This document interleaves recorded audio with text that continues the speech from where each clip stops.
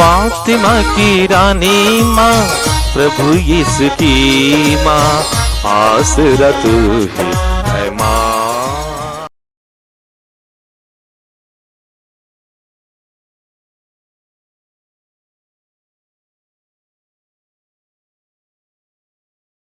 पहला पाठ तिमिति के नाम संत पौलुस का पहला पत्र, अध्याय 3, पद संख्याएं 4 से 6 तक। मुझे आशा है कि मैं शीघ्र ही तुम्हारे पास आऊँगा, किंतु यह पत्र इसलिए लिख रहा हूँ कि मेरे आने में देर हुई तो भी तुम यह जान जाओ कि ईश्वर के घर में लोगों का आचरण कैसा होना चाहिए। ईश्वर का घर जीवंत ईश्वर की कलीसिया है, जो सत्य का स्तंभ और मूलाधार है। धर्म का यह रहस्य निसंदेह महान है।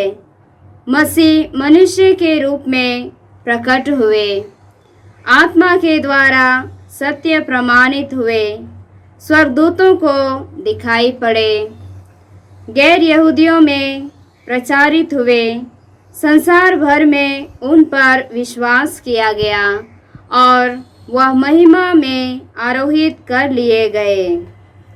यह प्रभु की वाणी है। ईश्वर को धन्यवाद। अनुवाक्य। प्रभु के कार्य महान है। प्रभु के कार्य महान है। धर्मियों की गोष्ठी और उनकी सभा में मैं सारे हृदय से प्रभु की स्तुति करूंगा। प्रभु के कार्य महान है, भक्त जन उनका मनन करें। अनुवाक्य। प्रभु के कार्य महान है। प्रभु के कार्य महान है। उनके कार्य प्रतापी और ऐश्वर्यमय है। उसका न्याय युग युगों तक बना रहता है। प्रभु के कार्य स्मरणीय है। प्रभु दयालु और प्रेममय है। अनुवाक्य। प्रभु के कार्य महान है। प्रभु के कार्य महान है।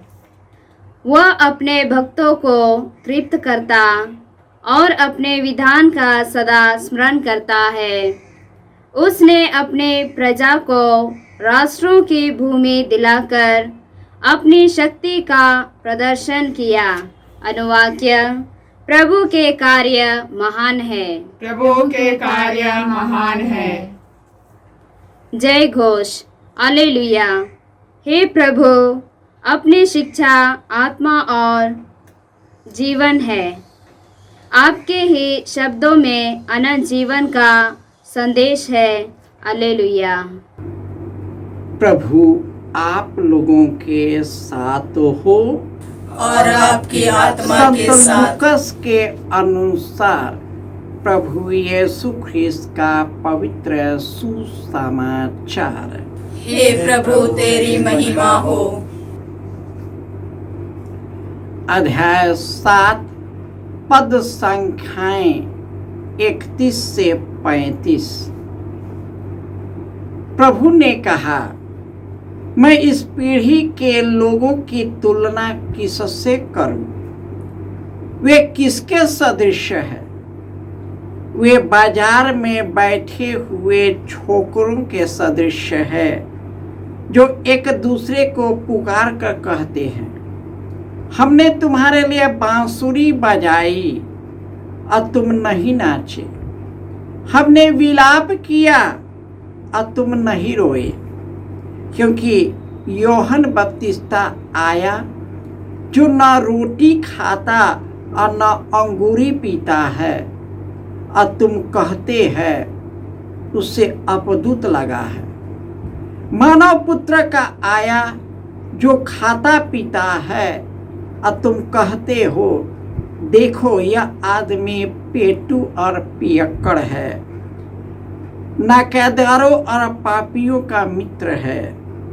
किंतु ईश्वर की प्रजा उसकी प्रजा द्वारा उचित प्रमाणित हुई है।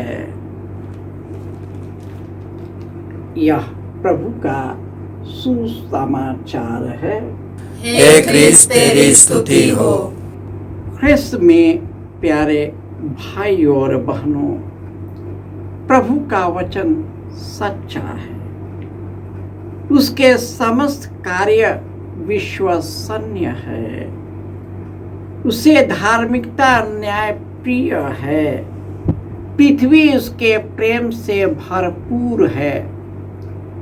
धन्य है वे लोग जिनका ईश्वर प्रभु है और जिन्हें प्रभु ने अपनी प्रजा बना लिया है।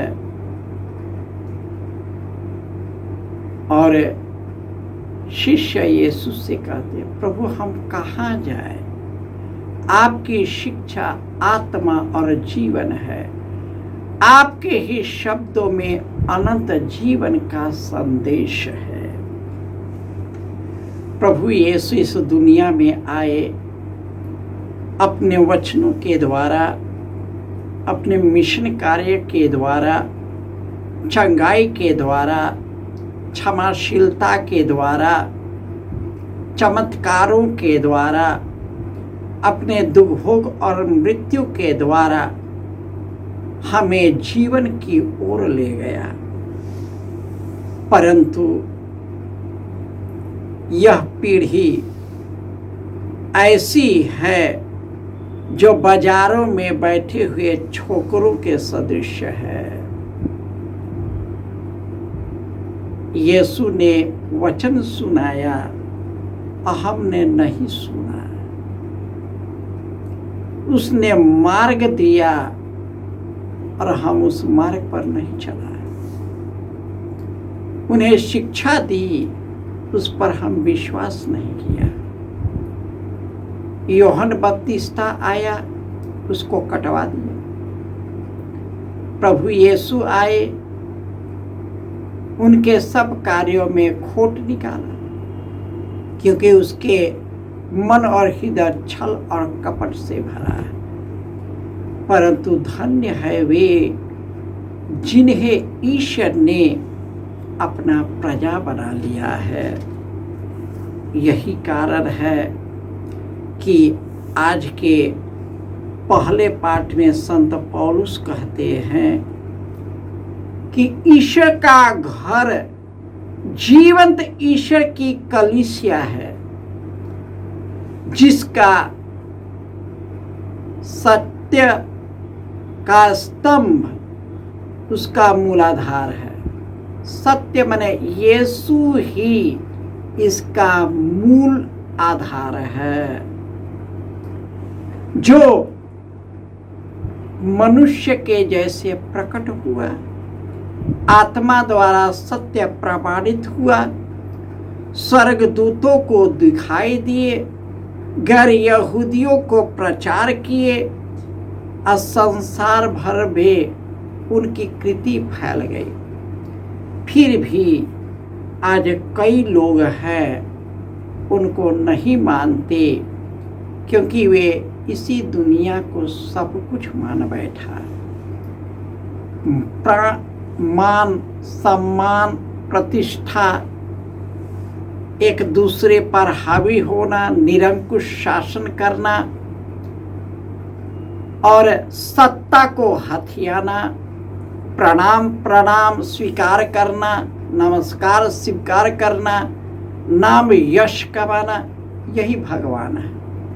जब यह भगवान हो गया, यीशु से हट गया, और जो यीशु से हट गया उसका जीवन नष्ट हो गया। कभी कभी ऐसा लगता है कि यीशु का जीवन जो है लोगों के लिए एक मात्र एक लकड़ी का टुकड़ा है, कुछ नहीं। जो विश्वास भी करते उसके रास्ते पर चलते रहे। बहुत से विश्वासी है लेकिन उस पर नहीं चलते।